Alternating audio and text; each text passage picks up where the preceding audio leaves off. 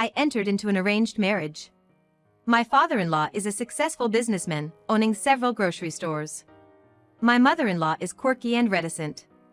After a miscarriage, my relationship with my husband started to cool, leading to his affair. During this tough time, it was my unusual mother-in-law who came to my rescue. My name is Jane. I'm 33 years old. I married 10 years ago and have been living with my husband's parents and my husband ever since. We don't have any children. I had an arranged marriage with my husband, Daniel. Back then, I lived with my parents and brother, a family of 4. My family has long resided in our local community, and my father was the president of the neighborhood association. This meant we often had people coming over for favors or advice. One day, a matchmaker, a lady who enjoyed setting up men and women, came for a consultation. It's a role you don't hear about much these days. She mentioned that the sole heir of a local supermarket chain was looking for a wife and asked if we knew any suitable candidates. I was serving tea and snacks, thinking it was none of my business, so I was shocked when my dad suddenly asked, "Hey, Jane. How about you try meeting him?" Indeed, I had never been in a relationship and didn't seek employment after graduating from community college, instead helping with housework. But that was because our house, with frequent visitors, was too much for my mom to handle alone. I learned a lot from her, from cooking to various household chores. My hobbies are cooking, reading, and crafts. Perhaps my father worried about his introverted, indoor-loving daughter meeting men in the future. He said, "The son of a supermarket founder who owns several stores, 30 years old, isn't it a good match? Why not meet him at least? He's quite a catch, you know," and showed me a photo. The photo did make him look sincere and likable. Most of all, he resembled my favorite actor. Even the matchmaker chimed in, "Jane, you would be perfect. You two would be an ideal pair." I started to say, but only to be interrupted by her saying, "If you don't like him, you can always say no after the meeting." I felt the pressure and complied. Even my mom joined in, "It's fine. If you don't like him, I'll turn him down for you. Just go and enjoy a nice meal," and took me shopping for a new dress at the department store.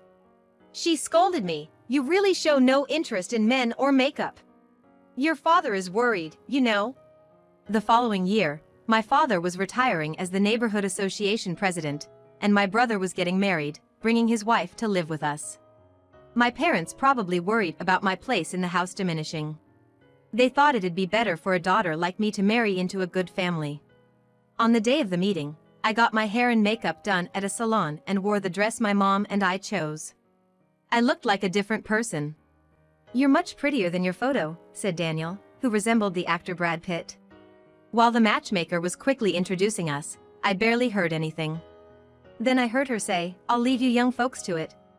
"I can't believe she actually said that line," I said, surprised. Daniel chuckled and replied, "Well, you don't hear that much these days. She's from the old school."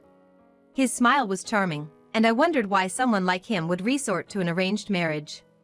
Seems like my face gave away my thoughts, as Daniel explained. "That lady is an old family friend of my dad. Knowing I wasn't married at 30, she kept pestering me to have an arranged meeting. I came only to fulfill my duty, as my dad said, but I'm glad I did because you are a wonderful person." Hearing that, I couldn't help but say, "Me too." It was a bit frustrating to go along with the matchmaker's scheme, but Daniel and I decided to get married. The wedding and reception were lavish, with many guests, and we went to Europe for our honeymoon. After the whirlwind of dreamlike days, my new life at my husband's home began. My father-in-law was a robust, cheerful man who seemed very dependable. My mother-in-law was quiet, often staying in her room. I was surprised that a housewife would have her own private room in such a big house. Right after I moved in, she told me, "I'm not good with housework, Jane, so I'll leave it to you. We have a cleaning service twice a week." I had thought that as a daughter-in-law, I'd be closely instructed on cooking and cleaning, the household ways. My mother-in-law, true to her word, didn't involve herself in the housework at all. She ate the meals I cooked without a single complaint and retreated to her room after eating. I felt she didn't dislike me, especially when she would sometimes make tea at 3 p.m. and share delicious ordered-in sweets with me. Make the tea with boiling water. Wait until the tea leaves fully open. The tea she made always smelled wonderful and tasted great. Usually not much of a talker, she spoke quite a bit during these moments. "What do you usually do in your room?" I asked her one day, gathering my courage. "I do some research on my computer, read books, and watch movies," she replied. She was so different from my mother, who was always busy with caring for others and household chores. "Do you think it's a luxury for a housewife to have her own room?" My mother-in-law seemed to read my mind and asked. "It was originally my husband's room. But he's a social butterfly and didn't like being alone in his room, so he was always in the living room. I decided I might as well use it," she said with a warm smile, making me grow fond of my quirky mother-in-law. About a year into our peaceful and happy marriage, I got pregnant. Daniel, my in-laws, and my family were all thrilled. It was probably the happiest time of my life. But soon after sharing the news with everyone, I had a miscarriage. The doctor said early miscarriages are common and that I was still young, so I shouldn't be too down. Daniel, my in-laws, and my family comforted me, but I was deeply shocked. I had always thought that getting married and having a baby was just what women did. It was only when I experienced it myself that I realized some couples can't have children and that there are many complications with pregnancy and childbirth. "I'm so sorry," I said to my in-laws. "Why are you apologizing? You're the one who's suffering the most," my mother-in-law said, embracing me. Her kindness was a great comfort to me.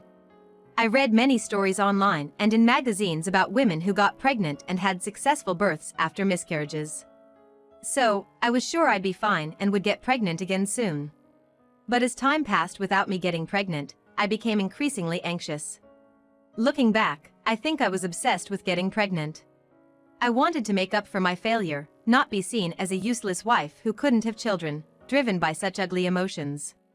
It was perhaps inevitable that our marital life, which had become a duty, was avoided by Daniel. But I never imagined he would have an affair. Even when I found receipts from fancy restaurants in Daniel's suit pocket, noticed CDs in his car that were not to his taste, I didn't think he was cheating. I noticed he was frequently texting someone, but I couldn't bring myself to voice my suspicions. Then, my father-in-law had a stroke, survived, but was left with paralysis on one side of his body, and retired from work. Daniel took over as the president of the company. Initially as acting president. My mother-in-law and I were left to care for my father-in-law at home. "If you hadn't been here, we would have had to put him in a facility," my mother-in-law said while caring for him attentively. That's when I realized that there was love between this couple. In contrast, what about Daniel and me? It's been 10 years since we got married. Now we sleep in separate bedrooms and barely talk, not to mention having a marital relationship. Daniel, busy with his new role as president, started coming home less often. When he did come home, he would grumble, "This house is so depressing. A father with paralysis, a weird mother, and a gloomy wife. It's just uncomfortable." Recently, I became certain that Daniel was having an affair. He would brazenly talk on the phone with another woman at home, pretending she was a business associate. But I could tell from his expression that she was not. Where did I go wrong? If only I hadn't had the miscarriage. It's pointless to think about it now, but maybe I shouldn't have been so desperate to get pregnant again? Was it wrong not to confront Daniel when I first suspected him of cheating? By the time I realized it, it felt like it was too late to fix anything. One day, I unfolded a piece of paper from the pocket of Daniel's suit when he returned from a supposed inspection trip. I felt like the world went dark before my eyes, and I nearly collapsed. It was a child's drawing of a father, seemingly drawn by a 4 or 5-year-old. The cute drawing with the word "Daddy" written in shaky letters painfully gouged at my heart. "Hey, what are you doing? You look like a thief," Daniel coldly remarked as he entered the room. "Ah, I see. She must have put it in my pocket without me knowing. Kids, you know, can't help it," he said nonchalantly upon seeing the piece of paper in my hand. "You knew, didn't you? That I have another woman." "I knew, but I didn't know about the child." The existence of a child he had with someone else, something he never had with me, crushed me. "Yeah, kids are adorable. You're pretty much like a housekeeper now, so you can leave if you want. I'll give you some alimony," he said, implying that if I left, he'd probably remarry his mistress, who already had his child. It might even be better for this family. The next morning, as I prepared his breakfast with a tear-streaked face, Daniel clicked his tongue and left for work without eating. After cooling down my swollen face to a presentable state, I went to my father-in-law's room, where I was embarrassed to see Mr. Smith, who looked surprised for a moment upon seeing my face. Mr. Smith has been my father-in-law's secretary, more of a personal secretary than a company one, a man in his mid-40s. I've known him since I married into the family 10 years ago, but never saw him smile. He's always impeccably polite and unflappable. As for me, I'll take my leave now, he said, as usual. I resolved to tell my in-laws what I had decided the night before. There's no need for Jane to leave, my mother-in-law said without changing her expression. But the one who broke the rules first was our son. You've done nothing wrong. If I had to say, it's 80 to 20, no, 90 to 10 his fault. But we couldn't have children. That doesn't matter. You're a good daughter-in-law. And if you leave, it'd be hard for me to take care of him alone, she said as my father-in-law nodded in agreement. Can I stay in this house? Of course, if you want to leave, I won't stop you. Make your own choice. Choose for myself. I've always been swept along, doing as told, pretending not to notice things I wanted to say. I want to stay here. For the first time, I felt like I clearly expressed my own will. Half a year later, my father-in-law had another stroke in his sleep and passed away. My mother-in-law took charge as the chief mourner, not leaving it to Daniel. Daniel responded solemnly to the condolences but didn't seem very sad. After my father-in-law's death, I noticed something was off with my mother-in-law. Instead of staying in her room upstairs, she began spending more time sitting on the living room sofa, blankly watching TV. She wouldn't change the channel, just staring at the screen, not even laughing at comedy shows. Seeing her like this, Daniel said loud enough for her to hear, "Dad dies and she goes senile." What a nuisance. How can you say that? Aren't you worried? I challenged him, only to be met with a shocking response. Instead of worrying about her, why haven't you left yet? Still after the inheritance? I never even thought of such a thing, and his words saddened me. Then, my mother-in-law tried to go out to the garden, fell at the entrance, and badly sprained her ankle. We got a wheelchair for her, as moving around the house became difficult. The house is spacious, so she doesn't bump into things, but it's old and not wheelchair-friendly. Every time she got stuck on a small step, I had to lift the wheelchair. Seeing this, Daniel, returning from work, said nothing to help. A sprain? She'll become even more senile if she can't walk. I'm totally against caregiving, so Jane, take care of the old lady until she dies, will you? I lost my temper at Daniel's words. What's wrong with you? Is that how a son should speak? Yeah. Keep scoring points like that. I'll give you a share of the inheritance, so keep it up, he said dismissively and left. Probably to the house where his mistress and child were waiting. I felt a surge of anger and frustration, on the verge of tears. Then, suddenly, my mother-in-law burst into laughter. What? What's wrong? For a moment, I thought she had really lost her mind. But then she spoke clearly. Oh, it's so funny. What a foolish son. I've made up my mind. First, we'll start by selling the house. What? She pulled out her smartphone from her pocket and called Mr. Smith. As I stood there bewildered, she said, "Sorry, Jane. I was indeed feeling down after my husband died, but I wasn't senile. I was just thinking." But you didn't react at all to the TV. Well, that can't be helped. It's just not funny. Mr. Smith arrived with some documents. The performance under Daniel as acting president has been poor. Not just the sales of each store, but employee morale is down too. A major cause is Kate, your retirement from management alongside the president, but Daniel's wasteful habits can't be ignored either, he explained, showing some data to her. Kate is my mother-in-law's name. What? What do you mean? I asked, completely taken aback. Mr. Smith responded, our company's actual manager was Kate. The company grew significantly thanks to the president's popularity and Kate's sense for business. And Mr. Smith, it's thanks to you as well. You compensated for what we as a couple lacked. So, the reason you stayed in your own room was... I could access all the store data and surveillance camera footage on her computer in that room. True, I did spend time reading books and watching movies, but that wasn't all I was doing. But why? Wouldn't a vice president role have been enough? Because I'm not cut out to be a leader, Kate said, looking into the distance. Probably picturing her late husband. I've seen Daniel's true nature and intentions. I can't entrust the company to him. I have no intention of handing over the land or the house either. Mr. Smith, would you like to be the president? Can the presidency be handed over just like that? No, I'm like you, Kate. I'm not suited to be a leader either. Well, that's a problem.